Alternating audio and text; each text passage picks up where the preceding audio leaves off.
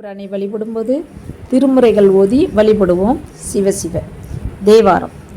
பங்கயம் மலர்ச்சீரடி பஞ்சுரு மெல்விரல் arrival கொள் மங்கைமார் பலர் பயில் குயில் கிளியென மிளற்றிய மொழியார் மென் கொங்கையார் குலாங்குணலை செய்கோட்டூர் நற்கொழுந்தே என்று எழுவார்கள் சங்கை ஒன்றிலர் ஆகிச் சங்கரன் திருவருள் பெறல் எளிதாமே.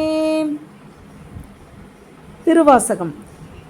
பாவநாசா உன் பாதமே அல்லால் பற்று நான் மற்றிலேன் கண்டாய் தேவர்தம் தேவே சிவபுரத்து அரசே திருப்பெருந்துறை உரை சிவனே மூவுலகு உருவ இருவர் கீழ்மேலாய் முழங்க அலலாய் நிமிர்ந்தானே மாவுரியானே வாழ்கிலேன் கண்டாய் வருக என்று அருள் புரியாயே.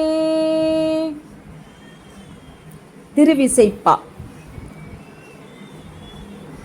கூத்தனை வானவர்தம் கொழுந்தை கொழுந்தாய் எழுந்த மூத்தனை மூவுருவின் முதலை முதலாகி நின்ற ஆத்தனை தான் படுக்கும் அந்தனர் தில்லை அம்பலத்துள் ஏத்த நின்றாடுகின்ற எம்பிரான் அடி சேர்வென்கொலோ.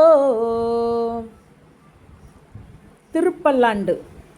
புரந்தரன் மாலையன் பூசலிட்டு ஓலமிட்டு இன்னும் புகழறிதாயிரந்து இறந்து அழைப்ப என் உயிர் ஆண்ட கோவினுக்கு என் செய்வல்லம் என்று கரந்தும் கரவாத கற்பனாகிக் கரையில் கருணை கடல் பரந்தும் நிறந்தும் வரம்பிலா பாங்கற்கே பல்லாண்டு கூறுதுமே.